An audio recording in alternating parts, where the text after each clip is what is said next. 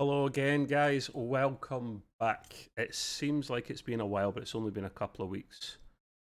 No Gray today.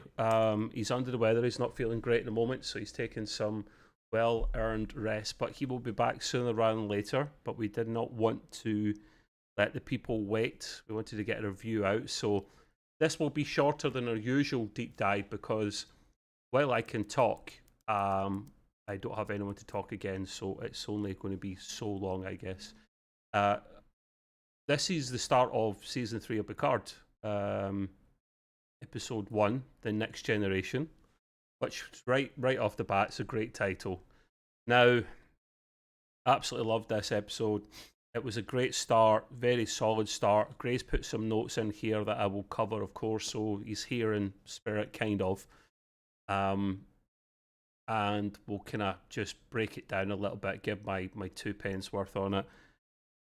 First of all, things have changed a little bit for the third season, so obviously the Next Generation cast are coming back for the most part. Terry Metalis, who had a hand in the last season but wasn't the main showrunner, is the main showrunner this time, and you can tell Terry is he's a big Star Trek man. He knows what we want. He knows what Trekkies want, and he delivers. And I'll break it down as we go along. The kind of things he does, some subtle, some obvious, some just bang in your face. And I absolutely love this episode. It's just a nice start. Can't wait for the other 9. So let's kick off, shall we? We start on Beverly Crusher's ship, the Elios, I believe it's called. She was talking to the ship at one point, calling it Elios. Well, I put 2 and 2 together. The the computer's name is the same as the ship, which makes sense. A ship's closing in on it. I can't tell if it's the bad guy ship, the Shrike, or not, because comparisons, it could be an angle. But certainly a bad guy or the bad guy ship is closing in on it. And we go into the ship, and it's this old, battered down type ship. You hear old Jean-Luc Picard logs being played in the background. You see a little nod to Jack Crusher, her husband, who died. There's like a chest with his name on it. You see some medical equipment and stuff. You know, it's very much Beverly's home by the looks of it. But they start getting they get boarded. Unfortunately, the bad guys catch up, and they're wearing masks, which I don't know why they're trying to hide their identity, but hopefully it becomes apparent sooner rather than later. Beverly asks the computer to charge the warp drive. Now, Gray assumed that it might be damaged. I don't think it's damaged. I just think it's an old shit ship. Try saying that quickly 10 times in a row. It's yeah. I mean, it could be damaged, but you know, this thing's charging, and it takes a few minutes to charge. And I've never known a warp drive to ever do this. It's just the power's there, go. But it's an old crap ship, so maybe that's possible. You know, it's not a fancy Starfleet vessel. So, I think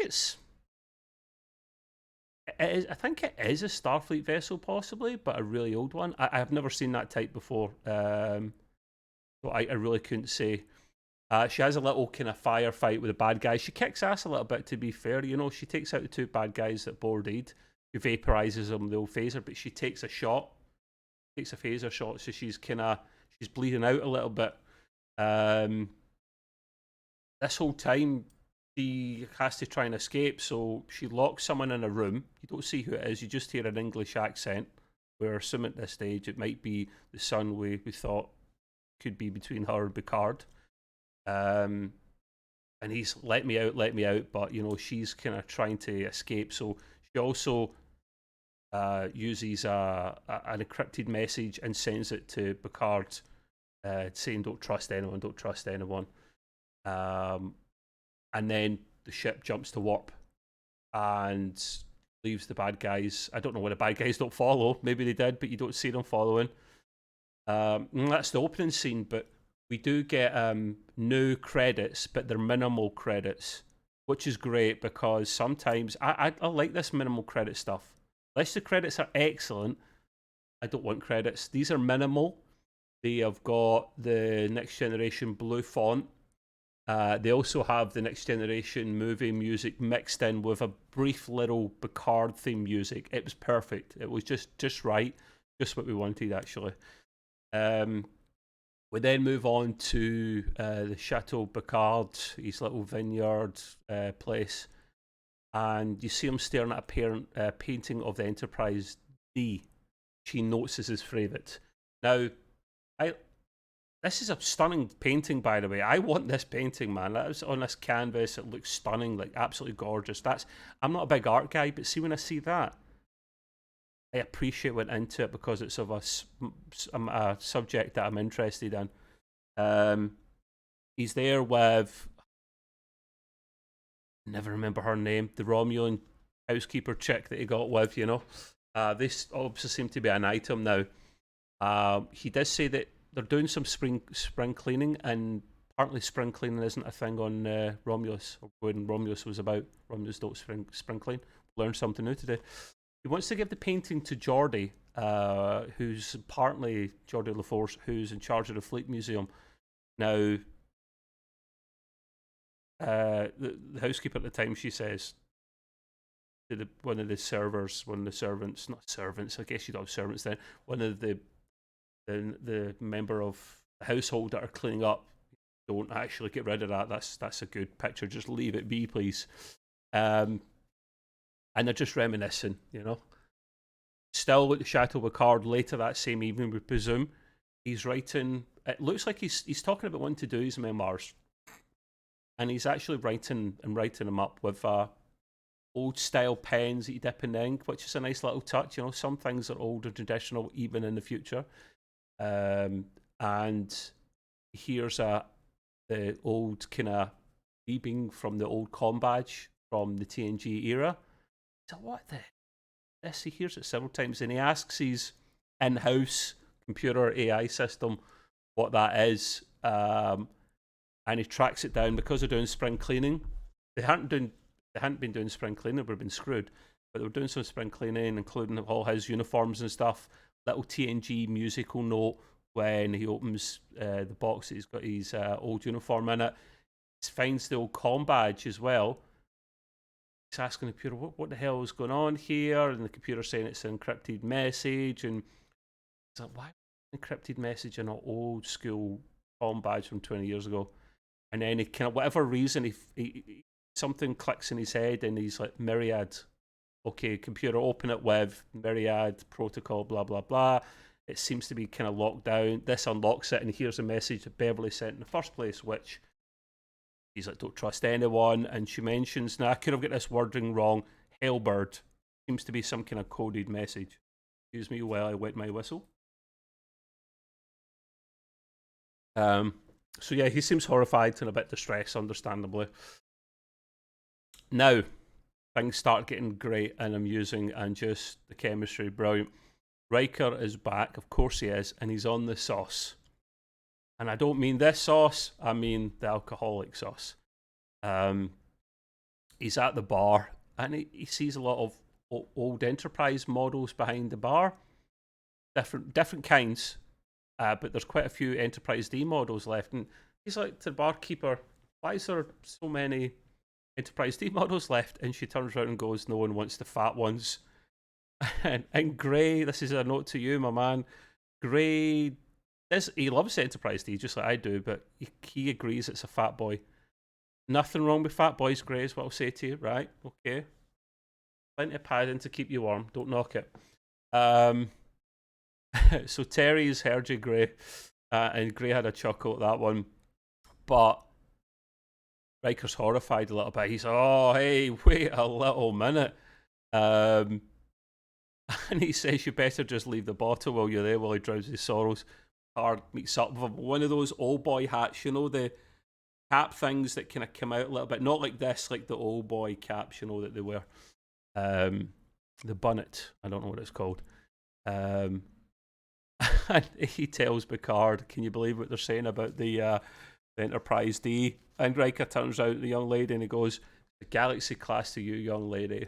It's just the banter between those two, because bear in mind, not only did they serve together, but they were good friends as well.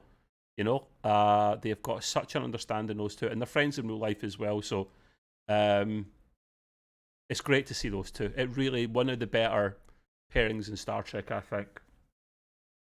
Now, the Myriad codec that was used to unlock the comm badge message is also used to complete the coordinates that Beverly gave Picard. He doesn't know about it in depth as well, because apparently it was used while it was Locutus, and they're trying to figure out where this message, these coordinates, are going to lead to. So they do a bit of Sherlock Holmes and cross the dots and basically figure out where she may be. And it turns out she's just outside Federation space. I note here it seems to be all the fun stuff is outside Federation space, and Gray agrees with me. Of course it is. As the boys leave the bar, you see another guy propped up at the bar, a sketchy-looking guy watches them as they leave, so you're automatically right, okay, keep an eye out on this guy. Now, we then pan on to a new planet called Metalis Prime. Say that again. I'll say that again slowly. Metalis. Does that ring a bell? Terry Metalis? Metalis Prime? Yeah, the guys went and named a bloody planet after himself. Terry Metalis wrote this episode. He didn't direct it, he wrote it, he wrote several episodes, and he's obviously the showrunner for season 3. Now, normally I'd go, you big-headed SOB, Jesus Christ, man. But he done such a good job of this episode, I'm letting him have it. He deserves a planet named after himself. So, on yourself, Terry. Now, we're on Metalis Prime with Raffi. Now, Gray and I are not big fans of her, right? We're really not. She's kind of like a wet fart. She's really welcome. She doesn't do a hell of a lot, I don't think. A little bit annoying at times as well. But Gray does note that she was at least tolerable in this episode, which she was. She did have some kind of angle and something going on that was useful. It looks provisionally, at least on the outside, that she's back on the gear. And I mean by that, the drugs, of course. She's up talking to looks like a dealer at this little shady bar thing, and she mentions that her girlfriend left her, and I'm thinking, good on you, 7 of 9. 7 of 9's just had enough. She's focusing on her career. She's trying to get information from this drug dealer, and says in return she can get back into Starfleet and get world-ending shit for him. Dealer's not so sure about this. He's also asking about something called the Red Lady, to know about this. But doesn't... Oh, sorry, she's told it about the Red Lady. That's all the drug dealer can tell her. My apologies. But it seems after a few moments when she leaves the drug dealer, she isn't back on drugs. She was actually playing it all along, which is smart. Kudos. I honestly thought straight away, relapse. I wasn't going to judge her, like, never been in that position. Maybe it's easy for someone to relapse like that. She's back to her intelligence officer ways, it seems. Does have the drugs in her hand at one moment. I think she looked at it for a moment. She was tempted, but she let it go. She dropped it to the ground, so good. And she goes back to the La Serena, and she is talking to her handler. She wants to meet her handler, but her handler will not agree to meet up. And the handler's just like, find out about this Red Lady. That's all we see. The La Serena, God, getting passed from pillar to post, this bloody ship. It really is. It's never a big fan of that ship, if I'm being honest with you. Now, this episode's paced beautifully. It just builds up nicely. It doesn't go too fast at the start. It just builds up nicely. And at this stage, we've now got the two old chaps, the two old fellas, Riker and Picard, approaching a starbase. We don't know which starbase, where it is. I don't think it's the one by Earth. They have to try and get to these coordinates. But can't just, you know, Starfleet can't be officially involved, so they have to find another way of doing it, a ruse. And the ruse is, this is Riker's idea, they're going to be inspecting a ship on a shakedown cruise to take their plans forward. Picard's really unsure about this. And then Riker says, the comedy is just brilliant. It's not Thor level comedy, Thor Love and Thunder, where it was just too much and cringy, but nor is it deadly serious. There's just enough humour between these TNG guys that there always was in the past at the right moments and the right times. And Gray and I are big advocates of using humour and Trek at the right times in anything we really watch. Don't turn it into a comedy because it's not a comedy. And Riker says, "Come on, Admiral, let's see your inspection face." Followed by, "Give me one of those rigid, disapproving, sour expressions you're famous for." To which Picard turns round and actually gives him said face. And Riker says, "There it is." I love the chuckle between these two boys. We then see the Titan A. Oh, and it does look stunning, I must admit. We have some then Next Generation movie music coming back with great sweeping shots of the Titan, very similar to the motion picture. And Gray had a little bit he wanted me to say on his behalf for this one here. Terry did mention at the start, now, originally back in the day, Jerry Goldsmith done a lot of the music for the TNG movies and the series and whatnot, right? A bit of a Trek legend when it comes to the musical side of things. But he's long gone, fortunately. So Terry Matalas did say that we are going to find someone and we're going to have the music as close to how Terry would have had it, which is no mean feat to try and pull that off. And they've got a guy in called Stephen Barton, so we'll give him the credit that he deserves. He does the music in the entire episode really well with this music. We have at this part certainly the motion picture shots of the Titan A and the musical notes.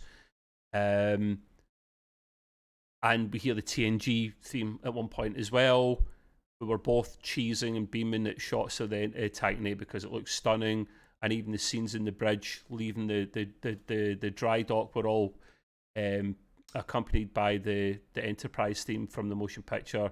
We do have Riker stare. We've seen it in the trailers where he looks at the ship and goes, "Hello, beautiful." He commanded the Titan, the original, not the original, but the Titan from his generation, because the Titan goes way back to Savok in the original series timeline. But before the Titan A was the Titan, and Riker was in charge of that. When you see that ship for the first time, they've done it well because it is our hero ship this time, so we have to fall in love with it. And the ship is arguably one of, if not the most important character in the whole of Star Trek. So it has to be done properly. Bit emotional seeing that for both Gray and I. We both generally loved that. And there'll be more of these great shots throughout the episode. Now, they get on the ship. Seven greets them and introduces herself as Commander Anakin Hansen. Thinking, her human name. He says Captain Shaw prefers this. Now, right off the bat, I'm thinking, and I think Gray joins me with this. The guy sounds like a dick already. We haven't even met him yet. Picard dresses down an officer, which I found funny just for the hell of it, straight in the comm badge, sorting the collar. Riker clocks someone as well, as if he was going to do the same, but he doesn't. And as they pull away, this guy that Riker clocked turned around and clocks him back. And I'm thinking, is that the guy from the bar? I think it is. Gray agrees with me. It's the eyes that gave it away. The eyes were obvious, Gray. I have to admit, man. It wasn't even subtle. On the bridge, to get to the bridge, the bit that we saw in the trailer of Seven saying Admiral on deck and Riker going, she then says, and Captain on deck. Because he is a captain, but he's just not got a chair at the moment. I think that's the same with Worf as well, actually. He's captains without ships, which is weird for me. But anyway, we meet Ensign Sydney LaForge, Geordi LaForge's daughter, which is great. She's the new helmsman. Riker talks about her nickname, Crash LaForge, to which we find out she's crashed not once. She's like, come on, it was an accident. Riker's like, twice? You crashed twice in the Academy? He's a bit of a speed demon, apparently. Seven is then given the honour of taking the Titan out of space dock, which is a huge honour for the first time a ship after it's been created or a refit is taken out of the dry dock. And we get a brilliant view of those iconic dry dock doors, which opening up. Gray does note here that she does look a little bit nervous. 7 and 9 doesn't get too nervous, but you can see it a little bit in her facial expression. But finally says, engage, as we cut to a slight smile from Picard, who I think noddingly approves. Great views of the Titan again. This is, I noted here that, I don't know how I feel about it. This ship, it's a Neo-Constitution, so they recycle a lot of ships from older Trek, and I think that's by design, because they geared up for things like the Dominion War and the Borg encounter, but they weren't such of a threat now, so instead of making the warship-type vessels again, they're starting to recycle old ships and just fit them with newer tech, which I like and I dislike.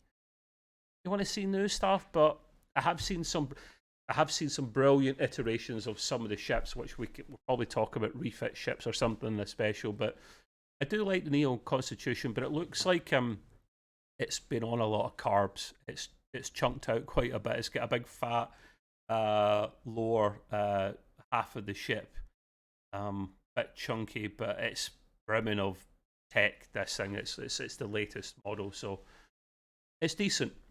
Now, Picard says to 7 and 9, Picard, Titan flanking her.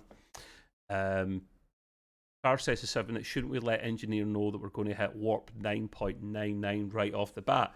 Now, I didn't know that was a thing. I was like, what? You have to tell engineering you're going to hit maximum warp right away? Maybe it makes sense. I've never heard that been mentioned before. But 7 says it's all automated now. We don't need to do that. Of course it is. Everything's bloody automated. Picard feels a bit stupid, but says 7 will make captain before she knows it, to which Riker says, more comedy again, I love this. Riker says, excellent recovery, Admiral. To which Picard says, shut it, Will.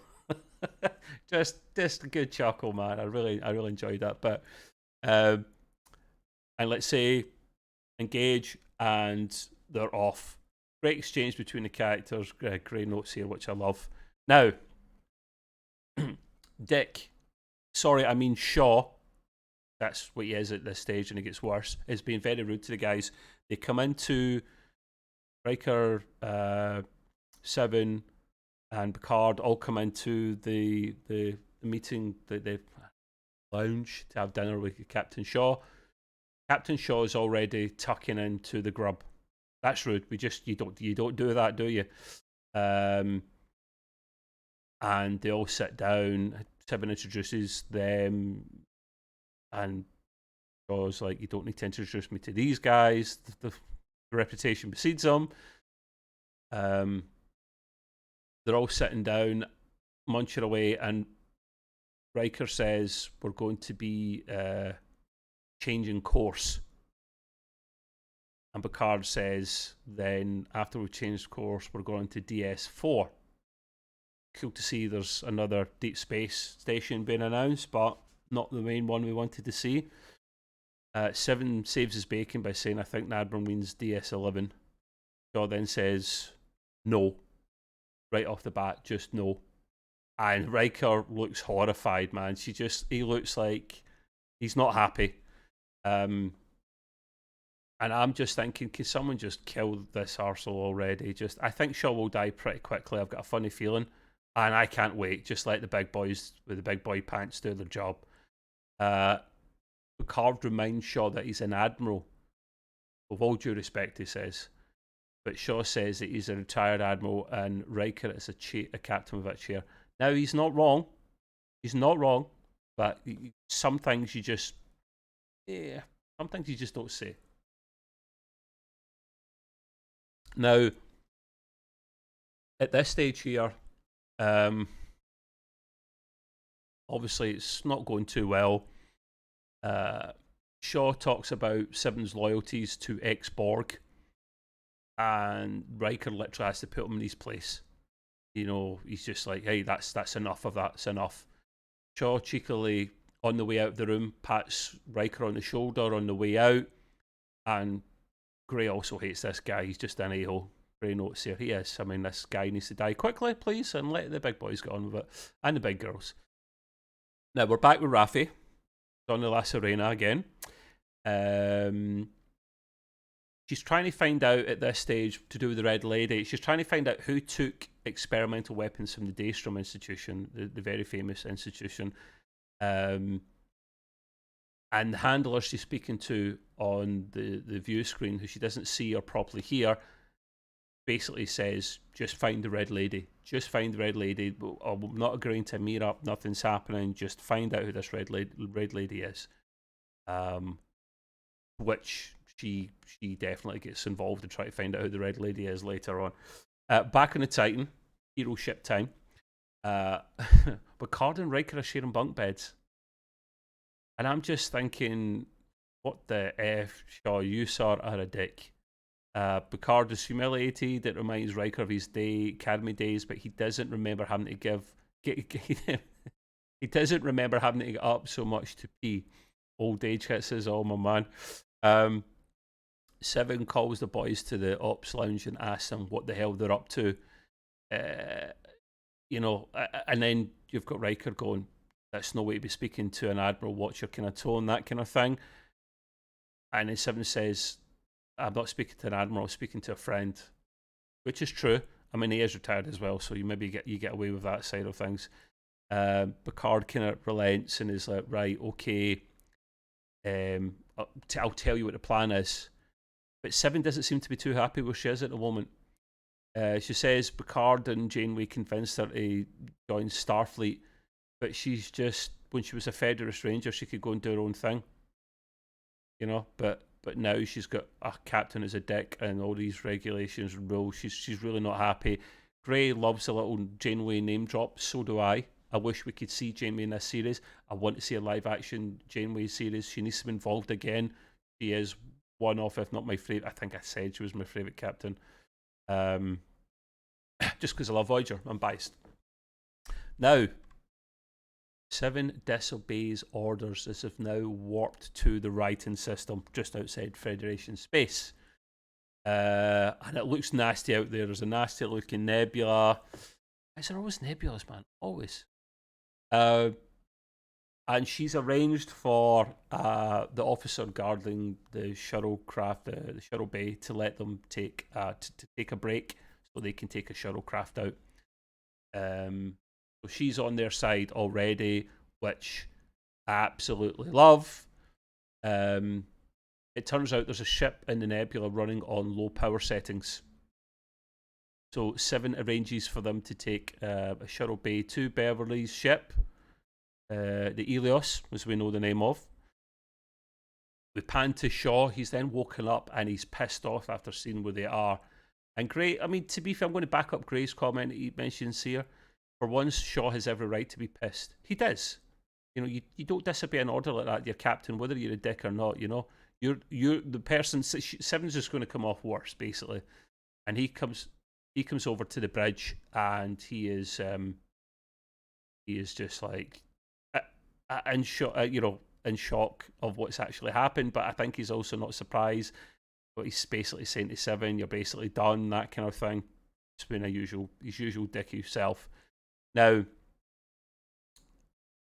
the shit's about to hit the fan here because we're back with Raffi Musica, and she's trying to find out more information. This Red Lady, she does find some more information. This Red Lady, which links to someone going to be at, I don't recall her name, at this Frontier 250th Frontier special Starfleet's having or all ships are going to be on exercises and all that, and it's a perfect time to attack, isn't it? She finds some clues and she walks to somewhere called District 7. She's trying to hail this Starfleet complex, but she can't. She's getting nothing. It's the sound of, when a comm message is getting blocked. It sounds like that. They don't seem to be responding, or it's blocked. It's too late as Raffi's coming in with the La Sirena hovering above. It's too late as the complex gets bombed, and it's not really a bomb. It's the thing we saw for the trailer, where this circular kind of it looks like a cutting beam comes down, and it literally just demolishes the place. And what it actually done, it seems to be some kind of like, think of Portal, the video game, if you ever played that. It literally created a portal around it, which made the whole complex implode. And then I don't know if it was somewhere else on the planet or just above where the complex was, a portal appears and the remnants of the whole building come crashing down. So not only did everyone in that building get demolished and killed, but then everyone that was underneath the debris got smashed as well. And I've never seen a weapon like this before. Wow, that was something different. It was very cool, but unexpected. Again, it was very cool, but unexpected event is Grey Notes here, and it was. We don't know what this weapon is. Closest I've got is the portal gun from the Valve game Portal and Portal 2. That's all I've got for you.